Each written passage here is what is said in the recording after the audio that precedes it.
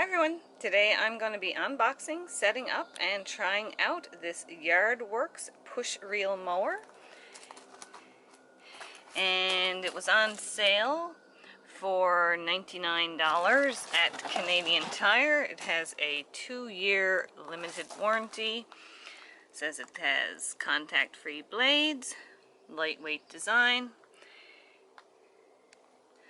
4-position adjustments, and some radial tires here. So I'm just going to get to the unboxing and see what's involved with setting it up. I got a small 14-inch cutting path. Currently I use a Yardworks electric lawnmower, which I've had for many years, but I do have to drag a cord around, and I do have a rocky, lumpy garden that I don't really have grass. I have a lot of different low ground covers and things like that, and it's a few hills and stuff. A lot of times here the grass is also wet, so I'm gonna really put this little Yardworks guy to the test. And the main reason I got it is because it's so quiet. The electric lawn mowers are emissions free, which is great, but you have to drag a cord and they're still quite noisy.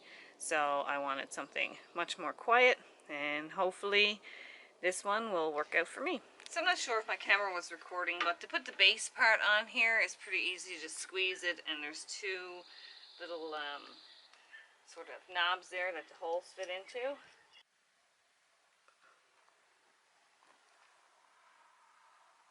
Now we're just assembling the second part of the handle.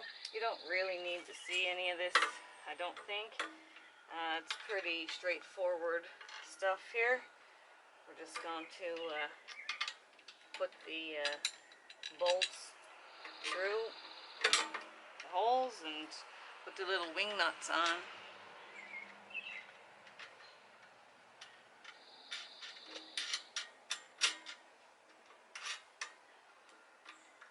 So I'll continue to go ahead and put the handle on. There's 2 more here and 2 up here on the top.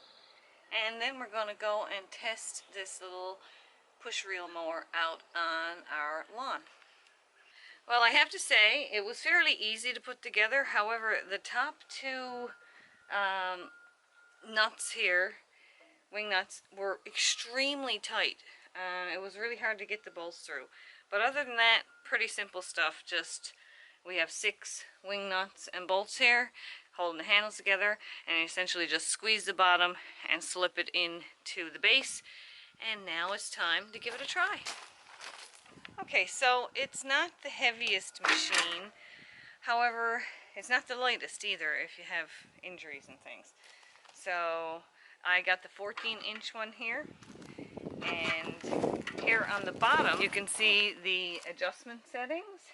We have it on the lowest setting here now, and there's pins here that can adjust it different heights.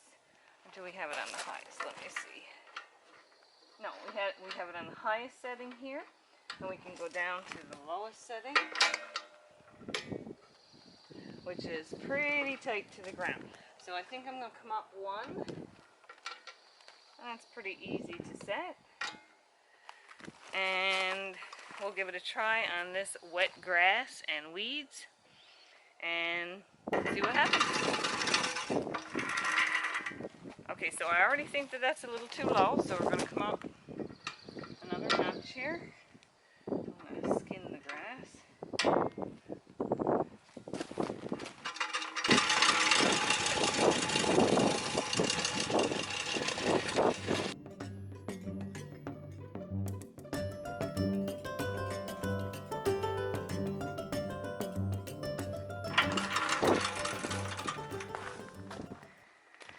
So one thing I'm noticing is it's not stirring up any mosquitoes, which is a good thing. What I found is it had no trouble going over the items that weren't grass, such as clover and yarrow, some buttercups, lady's mantle, that sort of stuff.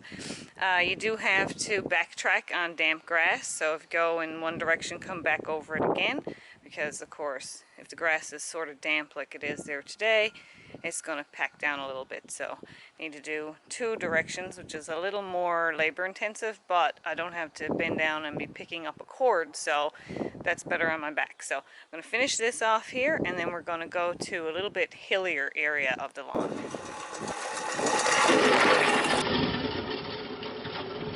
Okay, so now that I had a chance to use this a few times, I will tell you what I like about it and what I don't like about it. What I like, obviously, there is no fumes, no gas, no oil, and no noise. Well, very, very little noise, which is really good.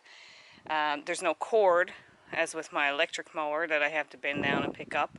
It's small, and I like the smaller cutting width because I can get in between a lot of the small areas in my garden, which is really great.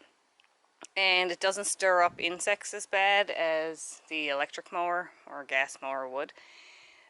Talking about insects, actually, I accidentally ran over a butterfly that I didn't see, and it didn't mulch it up like the electric mower would. It just flew off, which was great.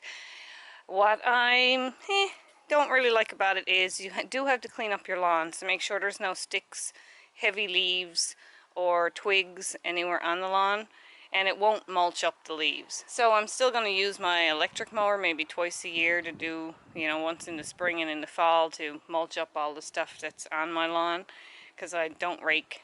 I leave all the clippings on the lawn, so it won't do that. And it also doesn't mow on the pole, like, you know, when you're backing up. So you have to find a route to take that's a little bit different. So if you can circle around, it's better. Because when you back up, you're not going to be doing any mowing. So if you're just doing a back and forth mow, it's going to be double the time. So, but overall, I'm going to keep it, and I think I'm going to use it most of the time. I'll probably only use my other one maybe twice a year, like I said, in the fall to mulch up the leaves, and in the spring to mulch up any fallen sticks and twigs and things like that.